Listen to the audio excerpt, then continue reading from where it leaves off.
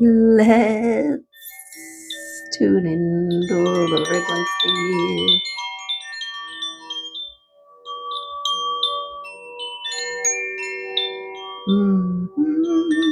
Clear the energy, tuning in,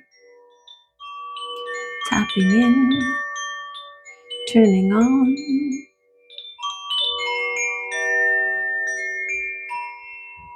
Yes!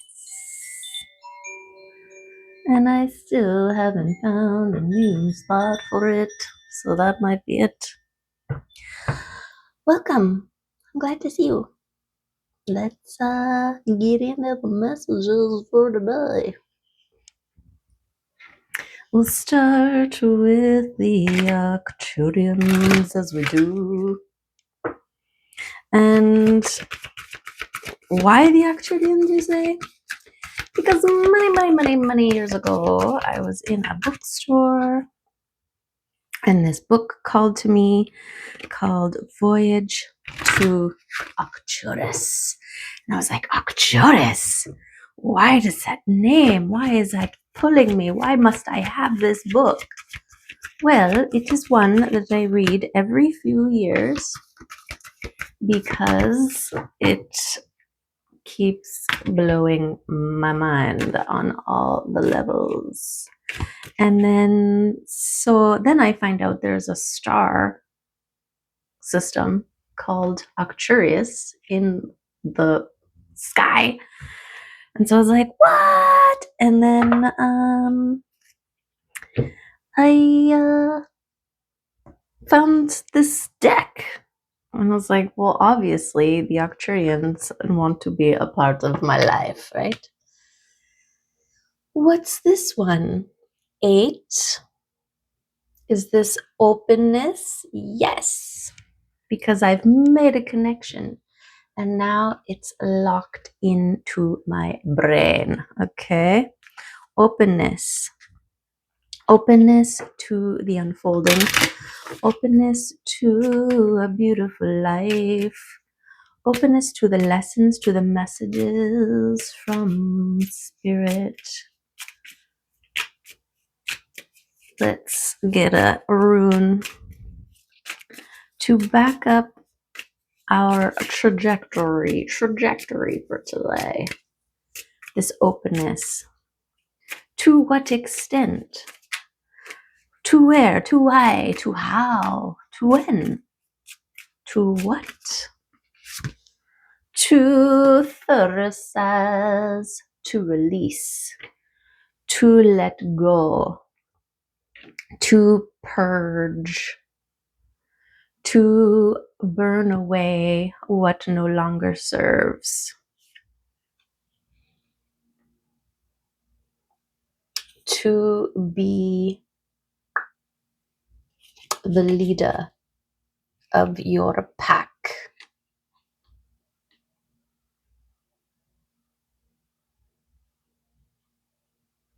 And the rose here, look at all these thorns. It's like the beauty of the rose, but if you don't handle with care, you get booked. Okay, let's see what Thursdays has for us. Thursdays. I just heard something moving super fast, like a vehicle taking off.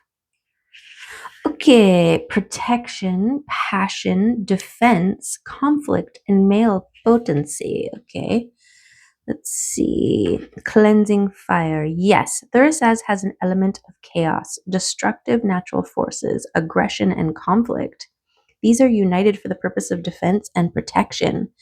It can also symbolize potent male sexuality, instinctual will, vital eroticism, and a regenerative catalyst. It represents a tendency towards change through catharsis, purging, and cleansing fire. Thurisaz is the sharp and painful stab of the thorn that jolts us awake and into awareness. Okay, so this attention, an activated awareness. That's what I'm taking from that. Male potency, I want to say this is the action to purge and release. I want to say burn it to release it. Okay, so the work here.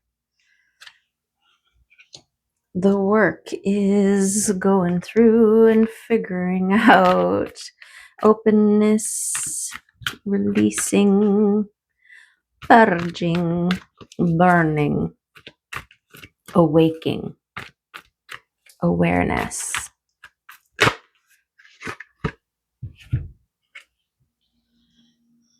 Truth, destiny, newness, speaking truth, taking destiny, making actions, cutting away, friendships, partnerships, relationships, a purging of old relationships, a reigniting, a release, a cleanse, someone in your workspace got a smack in the face about you and they're like, okay.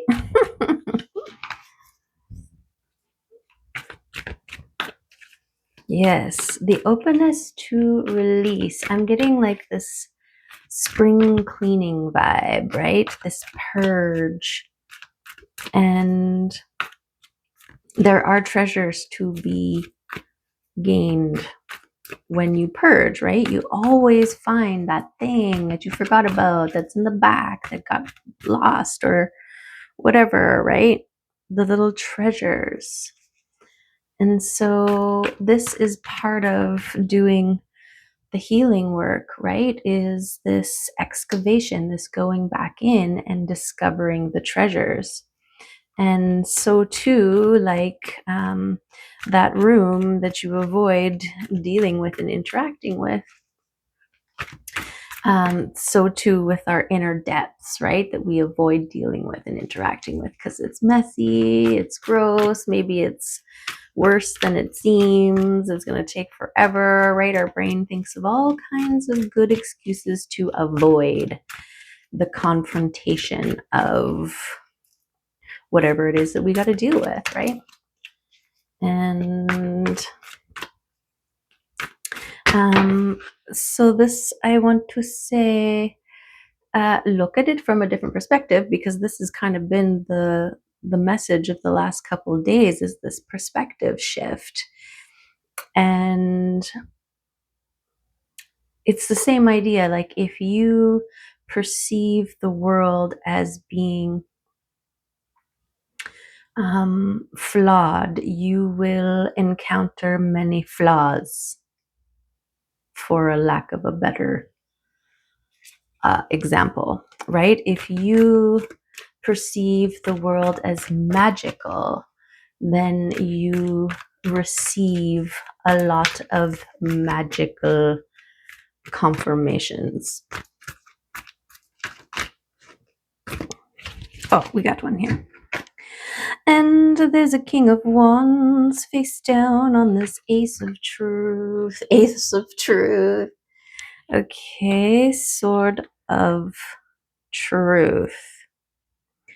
So being upfront in your relationships, speaking truth, right? The king of wands is passionate, dedicated leader vibes, very focused on what it is that they want, wanting truth, wanting reciprocating like-minded relationships, friendships with balance.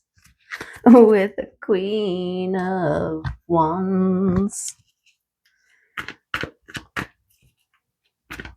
So that's definitely the male potent energy right there that Thurisaz was talking about. What was it?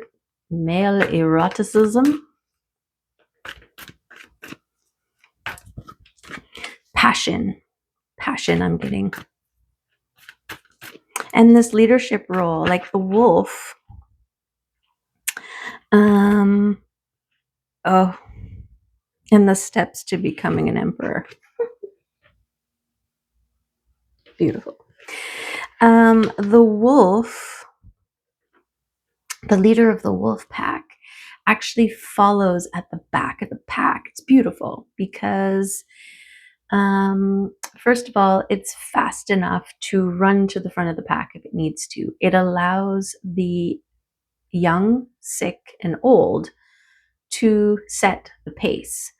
And it also sits in the back so that nothing's sneaking up behind, stalking those vulnerable parts of the family. And it's a beautiful thing. And this is part of this emperor vibe, right? This making decisions for the good of all, right? So the alpha wolf is an emperor vibe. So yeah, lots of potent male energy here. We also have the experience card, right? This like the stepping stones, the versions of self, the experiences along the way, leading towards your intuition, to your higher self, right? Your best version of self. So I feel like this King of Wands, through experience, has become an emperor. And they've got a hot sword of truth and a desire for beautiful relationships. And this is exactly it, right? We can spend so much time face down, working. And then we're like, oh, I'm missing connection, right? I'm missing engagement, that sharp prick that wakes you up and makes you be an active participant in your life, in your world, right? This is taking control of your life in the curating what you want, right? This is not settling for whatever arrives. This is a conscious participation in what you choose to have in your world. And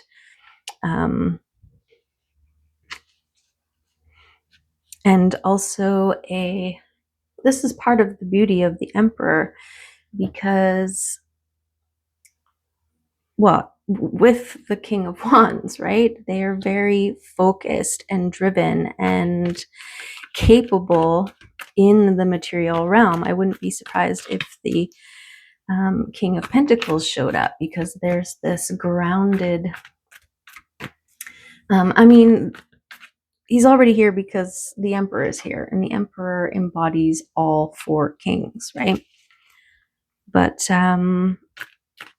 it's a process of becoming. We're not just born emperors or empresses. We need to move through doing the work and gaining the experience and claiming our destiny, right? Like King Arthur taking that sword. That wasn't happily ever after from that moment, right? That was just the first step to the rest of his work, right? Okay, so I'm getting your connection to your spiritual realm, this balancing in with your heart space, your third eye, your solar star chakra, and even your earth star chakra, right? We need a balance above and below and within, also above and below, right? And this is what moves timelines in your favor. And this makes sense, right? This is the energy that we are creating our world with. This is an acknowledgement. I don't think that one can achieve, well, I guess there are unconscious energy workers, right? There are people out there who are tapping into the flow and movement of energy unconsciously, but they are still in some way doing this, right? This connection, this understanding. They're caught up in the law of reality, in the laws of reality.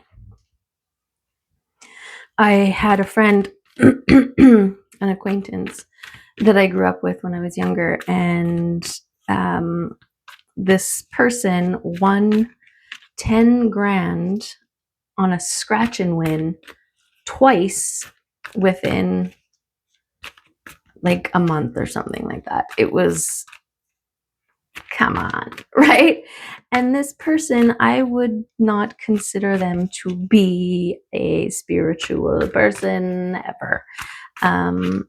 But there's something to do, like he is very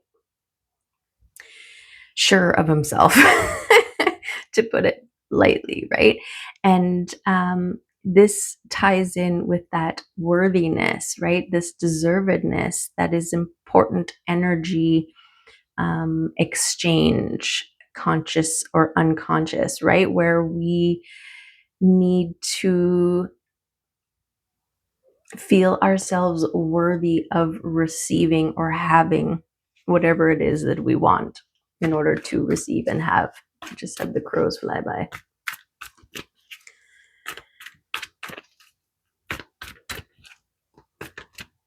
Okay.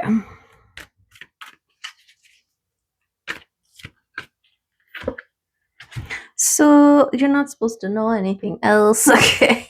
We got the moon coming out. There's stuff still yet to be revealed, will be revealed in divine timing. I mean, this is always the way. This is always the way, because it is through the the unknown. Oh, there's my buddy. Is this Hunin or Munin? Are you thought or are you memory? I don't know. Hi. There he goes. Hunin and Munin.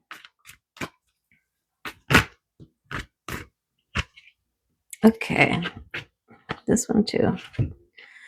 So ultimately, you have reached a goal and now are patiently waiting for the right time. I mean, I feel like this is this moon energy, right? This divine timing, this the things hidden in the dark and the shadows will be revealed when the moon gets full enough to see more, right?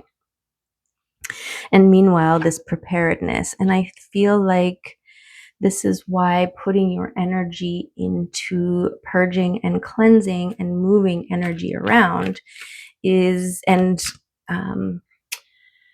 practicing your connectedness, right? And sometimes we get there through meditation. I mean, sometimes we get there through cleaning, meditating through cleaning, right? We get into this fixed now state and we slip away into an openness to receive, right? I get a lot of my downloads when I'm doing dishes because I am in kind of like a flow, non-thinking way of being. It's kind of like that quieting of the mind. But for me, because I am neurodivergent, I actually need to preoccupy my brain to create stillness. So, like in school, in order to pay attention to the teacher, I had to doodle. Otherwise, I would just stare and blank out and drift off and not be present. And so the act of doodling kept me present so that I could hear, which I don't know. It's a thing, I guess. It's a thing. It was for me, anyways.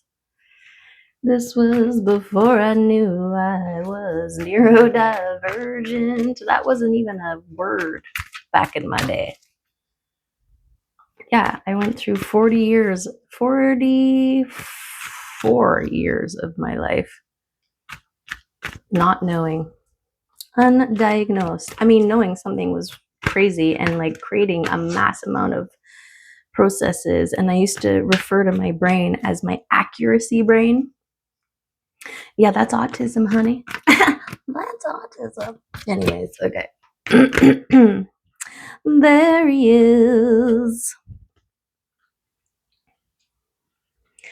So I'm not going to add this to the pile, but the King of Pentacles did come out. And I feel like he's coming out of this hermit stage, but he's waiting for the divine inspiration, that spark that ignites the spark, the fire under your butt that gets you moving, right?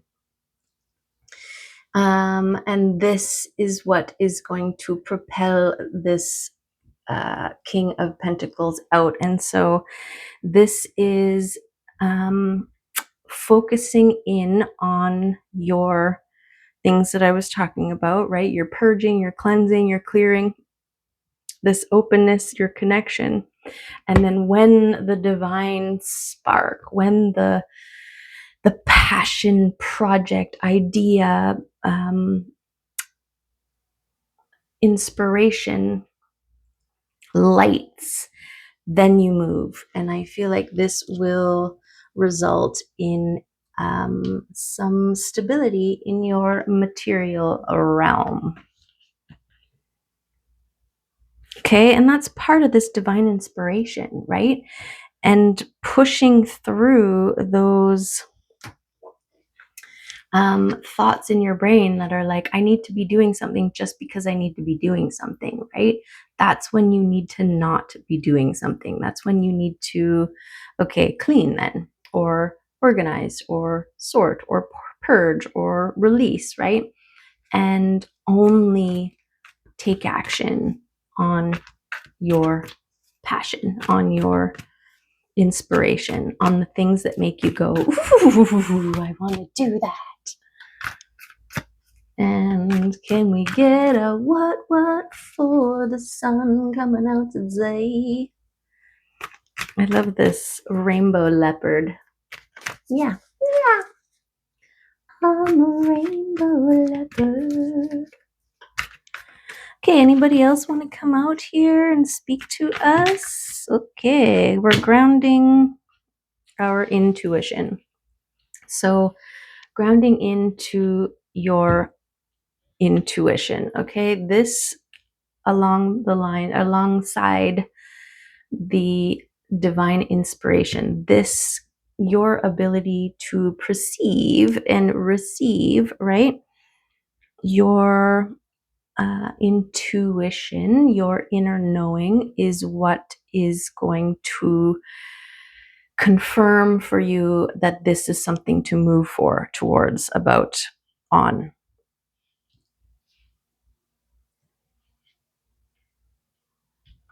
Okay, let's get an alternative view here.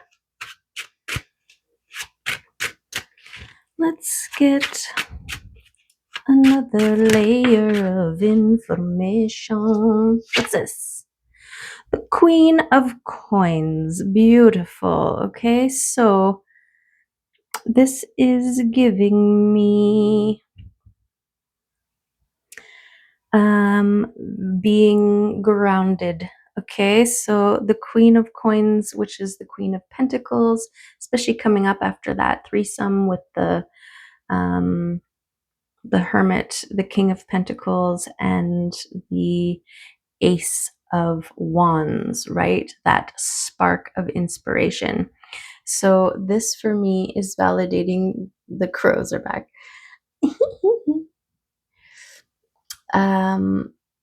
This need to be grounded, stable in your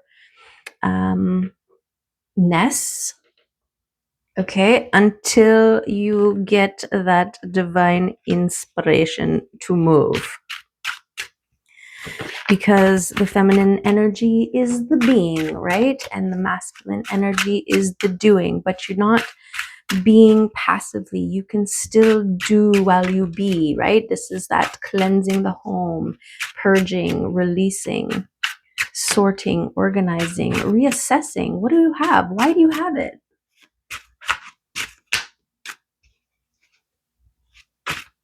I mean, it's definitely these two crows together. They're back. They both landed at the same time.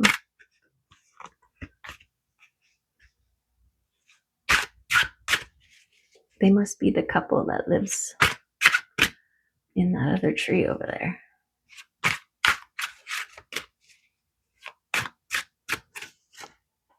Okay, we got the Seven of Cups, and this for me is validating.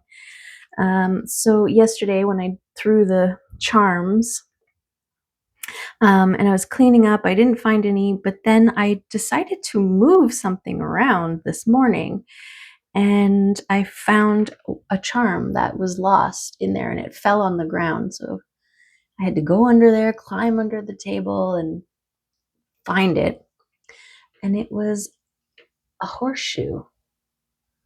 Okay, luck was hiding where I least expected it.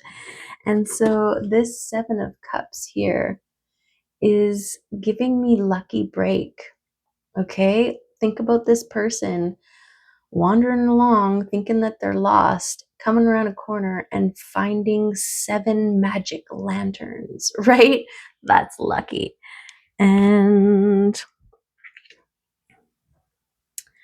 so I feel like you are being led by the divine. This is why you have this connection. This is the work that you've done, is to build the connection, to be open, to receive. This is why you are clearing away and making space. And you are surrendering to divine timing, and the things that are being magnetized to you. Okay, we'll get one more. Or all of them. Okay, the Empress and the Eight of Wands were the ones that I could see out of that group. So fast-moving energy towards the Empress, who is in her being state, in her birthing and receiving state, right? She is not chasing, running after things. She's allowing the things to come to her. Okay, this is part of your magician abilities. And I also feel this connection between the magician and the high priestess. Okay, so there's something in balance. Oh yeah, because of the Six of Cups. So we've got like a divine counterpart. We've got somebody who balances you out. This is the like-minded, creative, playful, joyful, collaborative sort of relationships. And the high priestess and the magician are divine counterparts. So this is a beautiful balance, mirroring, and all kinds of beautiful things. Okay. Yeah, opportunities in finance coming your way. Okay. Let's get an astral card. Speaking of divine timing and the moon and the chariot lining up. Beautiful. Beloved. Let me see that.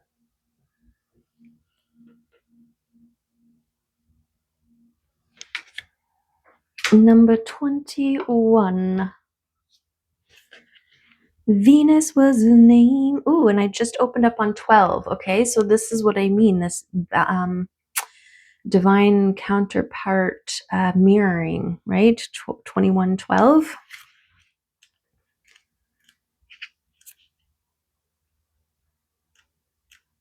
Okay, Venus symbolizes your heart, romance, and the creative process. It's what attracts you, what you value, and how you value yourself. Venus is inside Earth's orbit and takes 224.7 Earth days to complete the journey. Venus rules Taurus and Libra and can be only in the same sign as the sun or in the two signs on either side. Venus is one of the two planets who appear to rotate backward, an opt symbol for your heart's unique path, an apt. It rotates slowly, so slowly that one side is always boiling and the other side cooler. Love blows hot and cold. Okay, action, because we got so much masculine energy here. Soften, charm, open the heart. Investigate how you can make the situation more beautiful, more fair, and more lovely. I feel like this is part of this patience and preparation. And also the cleansing and purging, right? You're making things more beautiful as you interact and engage and reorganize and clean and sort and release, right? Remember this Venusian truth. People are fascinated by those who find them fascinating. Use diplomacy and seduction and let others come to you. Engage creatively, generosity, and affection. Venus calls you to your heart, to romance, sings to you as a creative muse, asks you what you value, what you want enough to get yourself in trouble. Come to know your heart. Know what you're passionate about, and when you stir others people's passion. When your heart hurts, you can express the higher notes of Venus through acts of compassion, affection, or creativity. All become medicine for your sore heart. Pull out the art supplies and paint how you feel. Rescue a puppy. Help a person who needs loving kindness even more than you do. And I'm getting passion stick suddenly from this, but I feel like that was the Ace of Wands, right? That's your passion stick, the light igniting, right? That's your passion igniting that makes that fire burning under your butt, that makes you move, take action, challenge. Emotions run strong and passions are intense. Be wary of crimes of passion, love addiction, or looking for love in material things. If you're fascinated by the superficial aspects of Venus, you can get caught up in appearances or become blind in love. Look deeper. Okay, and this I think is connected to your deeper connection. Actually holding more clout on the timelines shifting, because it's always about directing and getting you onto your greatest and highest timeline. Okay, the gift. Venus encourages a loving heart. To heal your own heart and become a Venusian beacon to the world around you, develop what the Buddhists refer to as Maitri, loving kindness, benevolence, friendliness, an active interest in others' well-being. Beautiful. Okay, so this, right, is giving me this taking action leadership role with the King of Wands here. Speaking truth, working on relationships, taking an active role in relationships, in the maintaining of them, in the abundance. This is such a beautiful card. There's pomegranates and blossoms and bees and blooms. You still can't see. Da, da, da. Okay, beautiful. Is this an archetype moment? I feel like it might be. Because we're taking action. We're taking names and we're taking actions. Okay, we got the shapeshifter, the womb, and the riddle. And this one on the moon, the gem. Gorgeous. Okay, the shapeshifter. I feel like this is this experience, right? Through our life experience, we've had to take on many different roles, trying them on, feeling them out. And every role that we play, we discover pieces of ourselves within it. And we retain those pieces as we move on to the next role. And eventually, through time, dedication, and our experience, we start to gain a better understanding and a more rounder picture of who we are, who we want to be. And this is something that we choose every day, right? We choose who and how we want to be based on our life experiences, our choices, our heart, our connection, all of those things. So this shapeshifter. Now there is a gem here. It looks like there's a gem that's in, okay, there's a panda and a tiger. And then there's a gem at the third eye. Can you see? Right there, right? And then there's this other one here that's like a little red blood droplet, but like a tear as well. And so I'm getting this like needing to adapt for survival, to fit in, to become what other people needed us to become. This is what started this journey of shape shifting. Is it started off as a survival. I think it always was a survival technique. It just became something that we were thrust into, and then we adopted it as a thing. And I still have it. There's a time and a place, right? If I feel some sort of energy, I will mask or hide or position myself to be less visible in order to be safe, right? Don't see me because I can tell that you are up to no good or something like that, right? And then we discovered parts of ourselves, right? As we were trying to, it's like a safe way of discovering who you are through the process of being other people. Okay, lots came out of that one. Okay, the riddle. Figuring out why, where, the riddle of life. Oh, that's cool. There's a rainbow on this card, and when I move it back and forth, it makes this one star twinkle. Oh no, it makes all the stars twinkle. So there's 3. There's something about the law of 3 here. And then that's all I got out of that one. And then the womb. This is the safe space.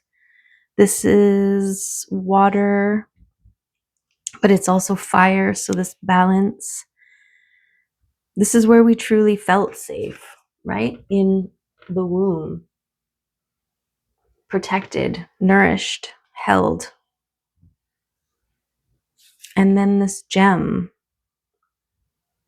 This is the process of becoming a gem. This is what will be revealed when the moon is right. Okay, let's just look at the book. Okay, so we've got 14.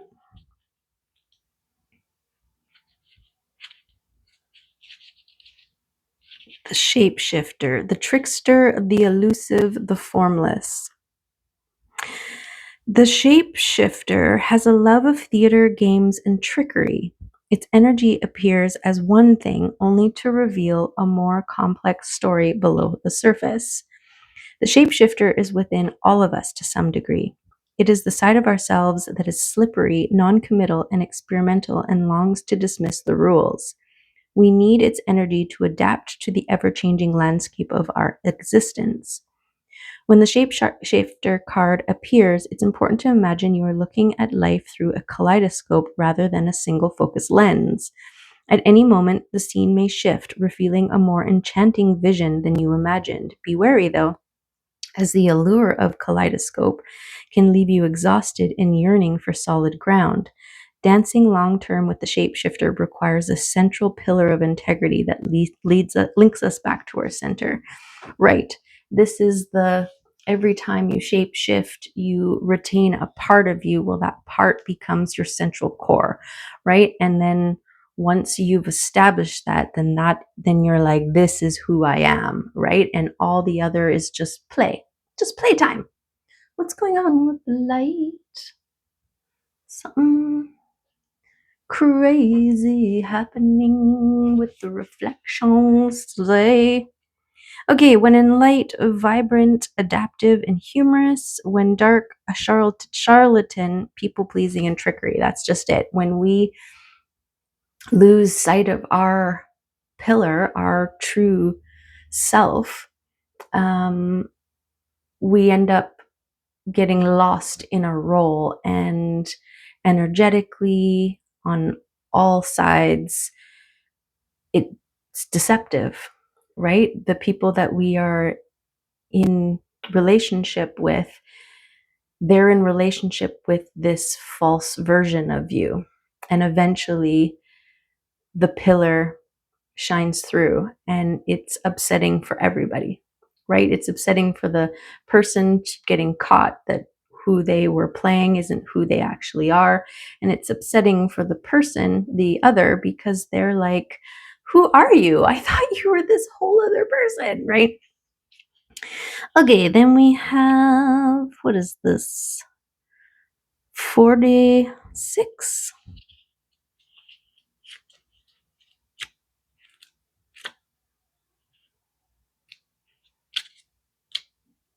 46, where are ya? The womb. The net, the belly, the origin.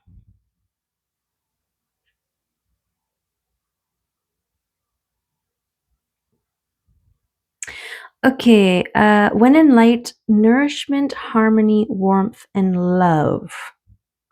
When dark, stricken, ecological crisis, infertility, and imbalance. Okay. Everything has an origin story. The womb archetype asks us to contemplate the beginning beyond the beginning, the mother beyond the mother. Ooh. In a world that often negates the power and necessity of feminine principles, this card returns us to the warmth, tenderness, and sacred intelligence from which we came. It is a card of receiving, not achieving, of accepting love from the mother of us all. She is the living life-giving force that forgives and cherishes even the most wounded and desperate soul. No matter how lost you are, the womb awaits your return to help you heal and grow. This card is a call to keep things simple, to return, to be reborn in the name of love. The womb is everywhere. It is beyond gender, beyond time. We are within it as it is within us. Ooh. I'm like, there's Aries symbols all around it, but I guess it's the womb symbol, or it's making that connection because it is the fire here. I don't know if you will be able to see. There's the Aries and there's the womb.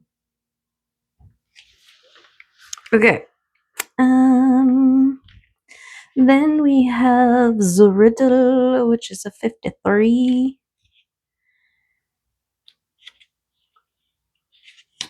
The puzzle, the question, the mystery. A great awakening or aha moment when in light, when in dark, manipulation, deceit, and trickery.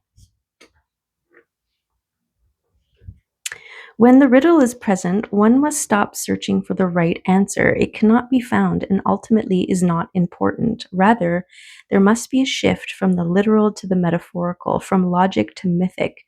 You are thinking too small and literally about the situation.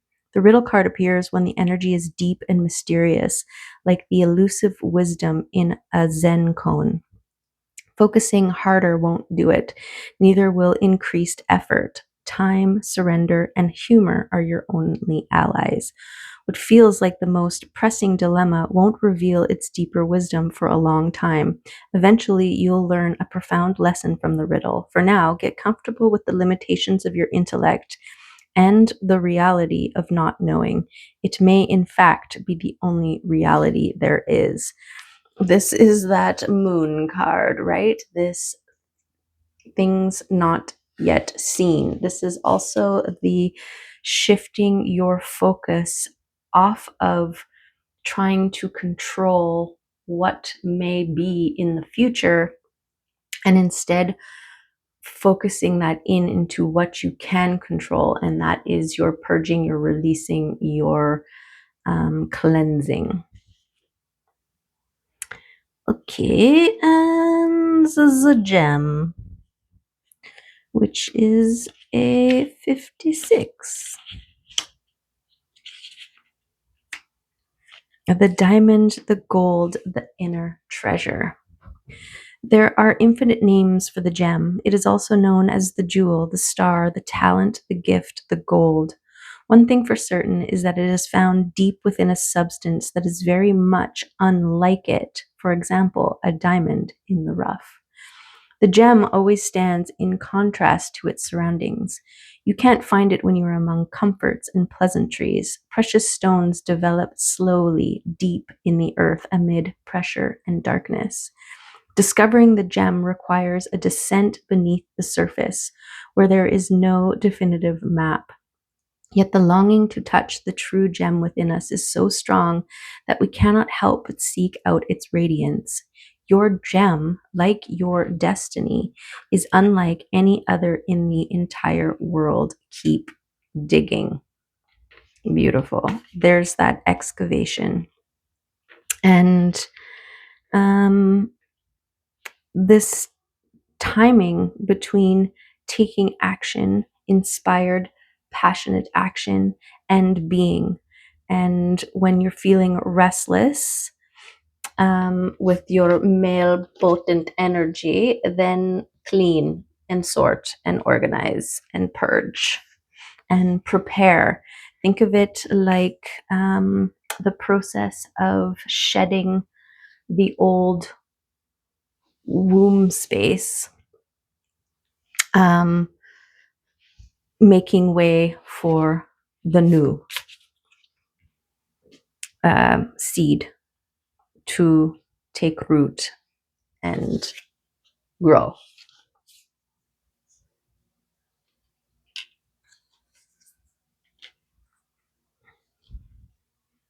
Okay. Did that help us Let's get a crystal card.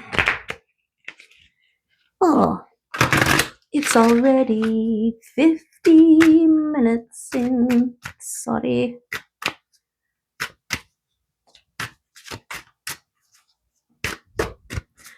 Let's get crystal card confirmation.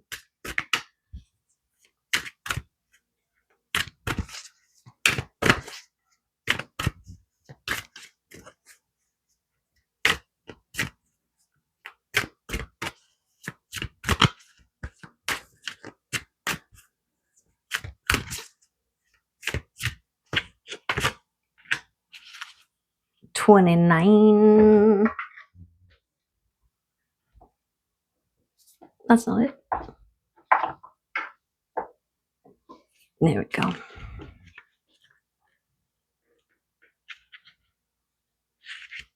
Growth, courage, strength, and flexibility. Openness. You are a growth-seeking being experiencing, interacting, and learning by virtue of your life experience. Is there a circumstance within your life that feels outside of your control? This is what we're talking about, right? We've got all this male potent energy, this I want to action. Transformational growth and deep emotional healing can be gained by observing the underlying patterns occurring in the events around you. These situations, through the law of attraction, are a result of your conscious or unconscious creation.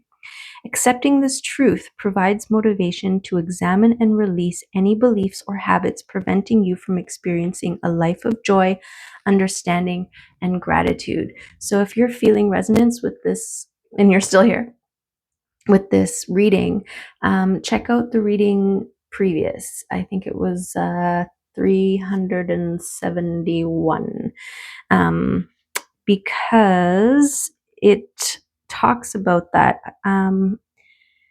Accepting the truth provides motivation to examine and release any beliefs or habits preventing you from experiencing a life full of joy, understanding, and gratitude. This concept of what you perceive, you receive. You receive the evidence of your perception. So when you are looking around your life right now, everything that you perceive in that moment, everything that you have received, right? Because it's already there, it's yours, it's in your world, in your conscious awareness, is a result of how you viewed things, saw things, perceived things before, right? So you receive what you perceive. And so to change how you perceive is going to produce different results. You will receive different results because of it. And so if you're looking around and you're not seeing sunshine and rainbows everywhere you look, well, this is a good opportunity to root out all of the personality types or accumulated stuff, whatever it is, right? Because it's limiting beliefs. It's this unworthiness, worthiness. It's these mindsets that we adopt. And sometimes we hold on to the wrong things, right? So maybe one of your characters was someone who was very fearful and lived in a world where everybody was against them, right? Well, their actions are perpetuating that reality. And so it's a returning to your core self, the releasing, the burning away of those old versions that aren't serving your greatest and highest timeline. Okay. The opportunity for growth is at hand. Look beyond your conditioned responses and explore the gifts and knowledge this situation has to offer. That's the excavation and the discovery of the gems, right? This is an openness, an assessment without judgment. This isn't to blame or to make yourself feel bad. Like, oh, if this is in my life, it's because of how I viewed things before. I must have been bad or whatever, right? Because then you're just pulling that into your now. Instead, observe, recognize, take note, and make different choices right now. Right now. Your heart sings with joy at the opportunity to realize your deep spiritual growth. Okay, and this brings us back to how your spiritual connection turns, lines up the timelines for you, brings in what, right? This balanced connectedness with your heart and your intuition, and you're making moves and choices and action from that place. This is what, whether you're conscious or not, this is what moves things. This is the energy mover. Yes, something like that. Okay. Okay, that's long enough. There is the reading for today. There was lots of stuff in there, lots of movement. You know, the messages within the messages. Take what resonates, leave what doesn't, and move forward confidently, knowing, look at this rainbow confirmation shining on the gem here. It's all about the discovery of the beauty within and the release of all else, right? The burning and the transmuting. I mean, that's what you're doing when you burn things. You're transmuting it. You are changing the energy from one thing into another, usually a piece of wood into gaseous smoke, right? Trust your intuition and how far you have come, and wait for passionate igniting before moving. And until then, purge, release, cleanse, clean, and make your environment gorgeous. Okay, love you, appreciate you, and hope to see you next time. Okay, bye for now. Love you.